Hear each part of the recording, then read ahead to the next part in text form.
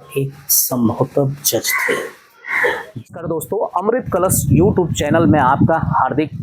तो मित्रों, मैं आ पहुंचा हूं गाजीपुर गौरव और धरोहर के अगले क्रम में नागाबवा के शैतापट्टी के पावन स्थल पे।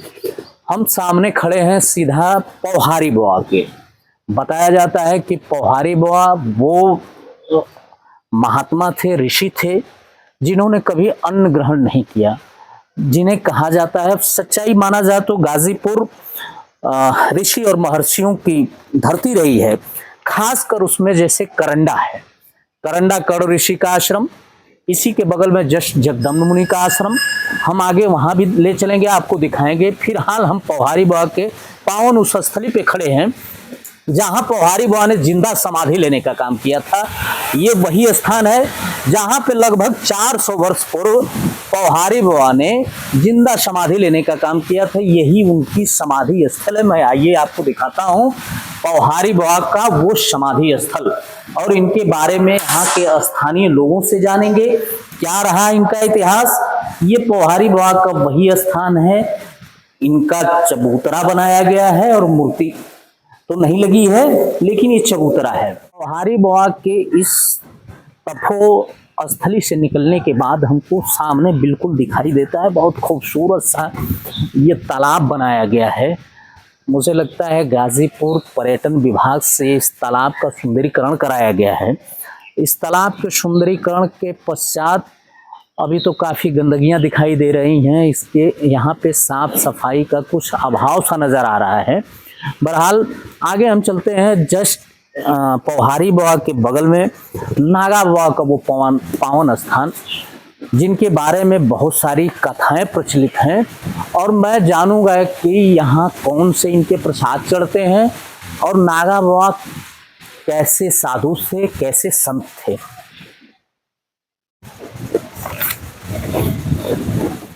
के उस पावन स्थल पे आ चुके हैं जहाँ पे नागाबवा की समाधि दी गई थी, नागाबवा की मूर्ति स्थापित है। नागाबवा के बारे में लोग बताते हैं कि नागाबवा अपने ज़माने में जज थे और ये रहने वाले बलिया के हल्दिया गांव के थे। बहुत दिनों तक ये चंदौली की मेढ़वा गांव में रहे। मेढ़वा गांव के बाद गाजीपुर करंडा ब्लॉक के शैतापट्टी में इनका निवास रहा। उन सारे कथाओं के बारे में जानेंगे। उससे पहले आइए दिखाते हैं नागाबवा की उस मूर्ति को, और जहां नागाबवा को समाधि दी गई थी। हालांकि नागाबवा की जो समाधि दी गई थी वो समाधि उनके मरणोपरांत दी गई थी। ऐसा नहीं है कि पौहारी बवा जिस तरह से जिंदा समाधि लिए थे उस तरह से नागाबवा की जिंदा समाधि नहीं है, बल्कि इनके मरणों उपरांत इनकी समाधि दी गई थी। समाधि के बाद बहुत दिनों बाद इनकी मूर्ति की स्थापना हुई। और जैसा कि चाचा हमारे बीच मौजूद हैं, मैं चाचा से जानना चाहूँगा, चाचा नागाबवा जो थे इनको बताया जाता है कि बलिया के रहने वाले थे, क्या जानते हैं इनके बारे में? नागाबवा बलिया के ना हल्दी गांव को। हाँ। कि अमान के गंगा जी के तीरे और जंगल झाड़ में रहा, कुटिया रहे हो जाए तो कुटिया में ना जाके जंगल झाड़ में रहे, गंगा जी के तीरे। चर्चा चल रही थी, चाचा थे मौजूद नागाबवा के बारे में। जितना आपने बता पाया उसके बाद हमारे बीच में महाराज जी मौजूद हैं, जो कि नागाबवा की नित्य प्रतिदिन सेवा करते हैं और यहाँ निरंतर लगे रहते हैं सेवा भाव में। सबसे पहले महाराज जी जानना चाहूँगा कि नाम आपका क्या पड़ेगा महाराज जी? मेरा नाम प्रभु नारायण पांडे है। जी जी जी। मैं भगवान श्री नागाबवा स्मारक सेवा समिति जी जी के पुजारी हूँ। बाबा सन 1972 में जब शरीर छूटा तो तब से लेकर के आज तक तीसरी पीढ़ी दर पीढ़ी हम पुजारी हैं। कितना सन बताया? 1972 में, जैसा कि मैं बता रहा था कि नागाबवा अपने शरीर का परित्याग किए। शरीर के परित्याग के उपरांत बताया जाता है महाराज जी कि यहाँ कुछ गांव में आपस में विवाद होने लगा कि नागाबवा की समाधि यहाँ दी जाएगी। वहां दी जाएगी। अंततोगत्वा नागा बाबा के कुछ अधिकारियों के आने पे, सुलह समझौता कराने पे नागा बाबा की समाधि यहाँ दे दी गई।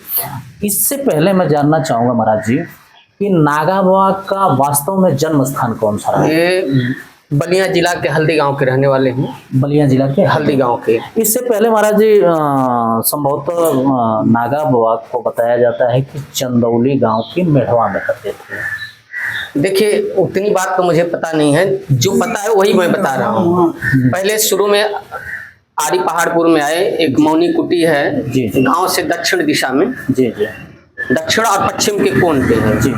वहां पे आए तो बाबा लोगों से दूर रहना चाहते थे। जी अब ये नहीं था कि वो अपनी लोकप्रियता लोगों में रहकर बनाओ, वो दूर रह करके अपने को साबित करना चाहते थे कि मैं क्या हूँ। जी।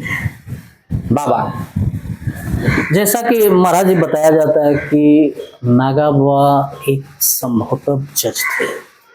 जज के पद को परित्याग करके उसमें महात्मा बने, इसके पीछे कितनी उसमें कारण था। जी जिसको बाबा जज तो थे ही, उसमें कोई संदेह नहीं है, लेकिन जीवन में गलत सही तो सभी से हो जाता है।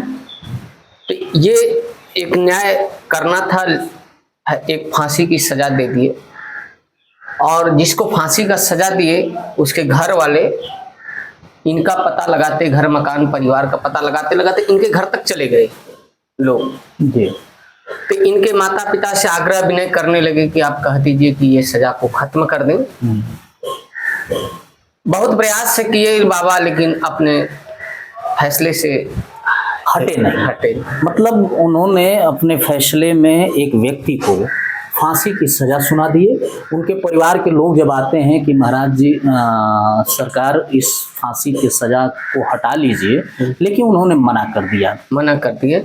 इसके एवज में फिर जब गए, इलाहाबाद हाई कोर्ट में थे जज बाबा अंग्रेजों के शासन में जी, तो वहां पर सजा तो, लेकिन एक चीज रोकना चाहूंगा महाराज जी, 1972 में इनकी डेथ होती है। आप बता रहे हैं कि अंग्रेजों के जमाने में जज थे, तो 1947 से पहले की घटना है। जज थे ये। अच्छा। जब भारत आजाद नहीं हुआ था उससे पहले जज थे ये। जी जी जी। तो वहां सजा दिए। इसके बाद पेन तोड़े, कोर्ट परिसर में ही निर्वस्त्र हो गए बाबा। जी जी। इनको ग्लानि हुई कि जिस माँ ने मुझे पाला पोसा, गर्भ में पाला, स्तनपान कराया, छोटे से बड़े किया, गीले से सूखे में किया, जिस पिता ने मेहनत मजदूरी करके हमें पढ़ा लिखा कर इस स्थिति में पहुंचाया, मैं जब उनके वचनों को नहीं रख पाया तो मुझे इस जीवन में, इस कार्य में ठीक नहीं है। तो बाबा ने उसको त्याग करके अपना अलग जीवन बना लिया। निर्वस्त्र हो जाते हैं, वहीं से इनको वैराग धारण कर लेते हैं और सन्यासी बन जाते हैं। महाराज जी यहाँ जब आते हैं सैतापट्टी गांव में, तो सैतापट्टी गांव में के बगल में कोई एक विष्णु साधु थे। नहीं, उससे पहले की कुछ चर्चा आप जान लें। हाँ। अब ऐसा थोड़े कि अब बच्चा, चाइल्ड ऑफ द फादर, बच्चा एक दिन बाप बन जाए, धीरे क्रमशः ना उसकी बढ़ोतरी होगी।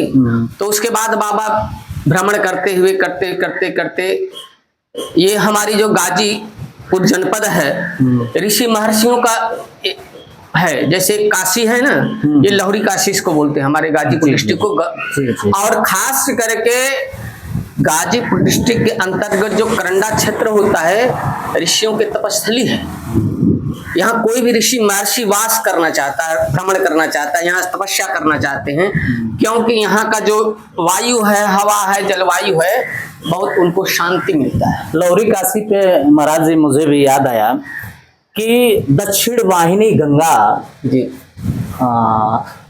उत्तर वाहिनी गंगा संभवतः यही करंडा और धरम्बरपुर, सोलहनपुर के बीच में जी उत्तर वाहिनी गंगा जी है। जी हाँ। इसीलिए संभवतः इसको लौरी काशी भी कहा हाँ, जाता इसलिए है। इसी वजह से। तो महाराज जी जैसा कि मैं पूछ रहा था आपसे कि बताया जाता है कि कोई यहाँ इनके बगल में एक महात्मा और रहा करते थे, विष्णु साधु। वो रहते थे, बट जब आरी गांव में आए बाबा, गांव में ही रहने लगे। अब इधर उधर भ्रमण करते थे। जो लोग 12 बजे से पहले, जब बैल हल की खेती होती थी तब की मैं बात बता रहा हूँ, बाबा से इतना डर भय व्याप्त था मरबो करना। कि 12 के बाद अगर कोई मिल जाए तो बहुत मार पीटते थे। तो इसके डर के वजह से लोग इधर उधर दिमाग घुमाते फिराते रहते थे, कहीं बाबा ना आ जाए। अलग 80-90% लोग 12 बजे तक हल छोड़ देते थे। अच्छा, वो बताया जाता है और कि इसके जब बाद आरी गांव में रहते थे, तो जैसे हमारे यहाँ एक भगवती जी का स्थान है, दुर्गा जी का, वहाँ खस्सी बकरा चढ़ाया गया था। उसी बकरे को लोगों ने काट दिया, तो उसमें बाबा को बड़ी तकलीफ हुई, पीड़ा हुई।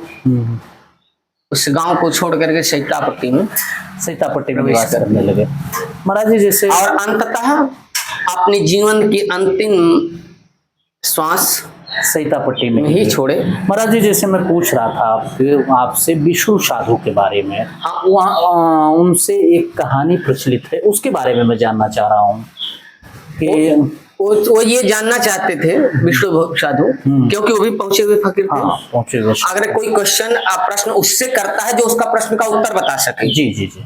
अब इससे वैसे न करें जो न बता सके। बिल्कुल बिल्कुल। तो बाबा के विषय में यह जानना चाहते थे कि ये नागा बाबा मतलब नागा बाबा सिद्धि प्राप्त हैं कि मतलब ऐसे ही हैं, फक्कड़ टाइप के हैं। क्योंकि बताया जाता है कि नागा बाबा का जो वेशभूषा था बिल्कुल फक्कड़ों का वेशभूषा था। बाहरी व्यक्ति जो नहीं जानता इनके बारे में वो यही मानेगा कि कोई पागल व्यक्ति है। महाराज जी, यही था ना। और बताते हैं लोग कि उनके शरीर पे इतना, पहले जमाने में जो चिल्लर हुआ करते थे इतना ज्यादा थे कि अगर एक ठो गिर जाता था जमीन पे तो महाराज जी उठा के रख लेते थे। दूसरी एक कहानी और प्रचलित है उनके बारे में कि जिसपे प्रसन्न होते थे नागा बाबा तो उसको मारते भी थे और गाली भी देते थे। मारते और तो मैं पुनः आना चाहूंगा उस विषय पे, विष्णु साधु के बारे में जो आप बता रहे थे महाराज जी। जो विष्णु साधु थे तो भी सिद्ध पुरुष थे जी। तो सोचे कि मैं इनकी परीक्षा लूं कि मतलब मैं क्या हूं, ये क्या है, दोनों के विषय की प्रतीक्षा हो जाए जी। तो उन्होंने एक मायावी सर्प बना के भेजे। वो सर्प को बोले थे कि जहां नागा है ना उनको जाके डस लेना। तो वो सर्प तो चला जरूर, जिस प्रकार के एक व्यक्ति निर्बल व्यक्ति को मारने के लिए चलता है, यहां से उठ करके चल दिया और उसके पास जाने तक जब उसके पास पहुंचा तो देखा कि मेरे से भी बड़ा शक्तिशाली ये तो है, मैं इसी कैसे मार पाऊं। तो जो सर्प बाबा के पास पहुंचा, स्थित प्रज्ञ भगवान श्री नागा बाबा के पास, तो सर्प मुड़ी पटकने लग गया। अब उसकी हिम्मत नहीं पड़ी कि इनके पास जाऊं। तो बाबा बोले, अरे बोले कि तुमको विष्णु भेजा है ना, लो काट लो। तो तुम काट लो। मुड़ी पटक रहा है। बोला नहीं, जिस काम के लिए आए हो वह काम करके वापस जाओ और उसको जाके बता देना। और विवश हो करके उसने सर्प ने तो बाबा को काटा, लेकिन जो पीड़ा बाबा को होनी चाहिए वह पीड़ा उनको होना शुरू हो गया। विष्णु जी को वो पीड़ा उत्पन्न हो गई, जैसा कि बताया जाता है। मैं अगले वीडियो में दिखाया था, इससे पहले की वीडियो में भीखा साहब के बारे में। भीखा साहब की परीक्षा लेने के लिए वहाँ पहुँचते हैं कीनाराम बाबा। कीनाराम महाराज शेर की सवारी करके पहुँचते हैं। उसी तरह से आपस में महात्माओं के परीक्षाओं का दौर चलता रहा है। उसी परीक्षा के दौर में विष्णु महाराज ने नागा बाबा की परीक्षा लेनी चाहिए, जिसमें विष्णु महाराज जी फेल रहे। साधु के बारे में बात किया जा रहा था तो लोग समझेंगे, मेरे दर्शक जो देख रहे हैं वो समझेंगे कि ये कल्पना और कपोल मात्र ही है, लेकिन ऐसा कुछ नहीं है। चूंकि 1972 में शरद पूर्णिमा के दिन नागा बाबा ने अपने देह का परित्याग किया था। हमारे बीच में चाचा मौजूद हैं, आपके पिताजी, और आपको भी उनका साक्षात दर्शन करने का सौभाग्य मिला है। तो चाचा, आपके पिताजी से नागा बाबा का कैसे मुलाकात हो गई? घास उसका रजा लोग थी जी, तो इधर हब्बे करना नागा जी जी। हाँ, तीरे हो तो दोनों से हाँ मुलाकात चले, वहीं से मुलाकात हुई। वो भी साधु रहे आपसे। आप भी तो जिंदा नागा बाबा को देखे होंगे। हाँ हाँ हाँ, तो ये जितनी कहानियां थी ये सच्चाई थी ना। सच्चाई। तो आइए मैं दिखाता हूँ कि नागा बाबा को वास्तव में प्रसाद क्या चढ़ता है। जैसा कि महाराज जी मैं देख रहा हूँ, यहीं से सामने से ही मैं प्रसाद लिया हूँ। सबसे पहले मुझे आश्चर्य करने वाली चीज एक चीज दिखाई दे रही है, सुरती। मैं दिखाना चाहूंगा छायाकार से। तो ये सुरती किस लिए प्रसाद होता था हमारा? सुरती लोग यही जानते हैं कि बाबा सुरती खाते थे इसलिए सुरती देते थे। हाँ। लेकिन बाबा सुरती खाते नहीं थे। हाँ। नहीं खाते थे सुरती, खाते थे।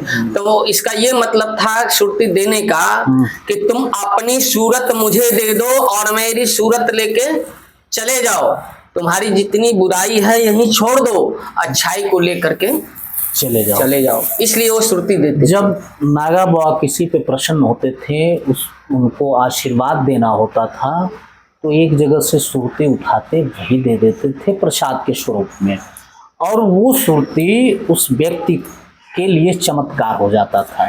चाहे व्यक्ति खाने वाला हो या न खाने वाला हो, महिला हो पुरुष हो, सारे लोग उस सुरती को सरलता से ग्रहण कर लेते, उनको उसका कोई असर नहीं होता था। ये था नागा बाबा का शानदार इतिहास और चमत्कार। उम्मीद करूंगा मित्रों कि वीडियो आपको पसंद आई होगी। अगर वीडियो आपको पसंद आई हो तो लाइक करें, शेयर करें और चैनल को सब्सक्राइब करने की कृपा करें, और समय समय पर अपने सुझाव भी कमेंट बॉक्स में मुझे देने की कृपा करें। बहुत बहुत धन्यवाद, बहुत आभार आप सभी का।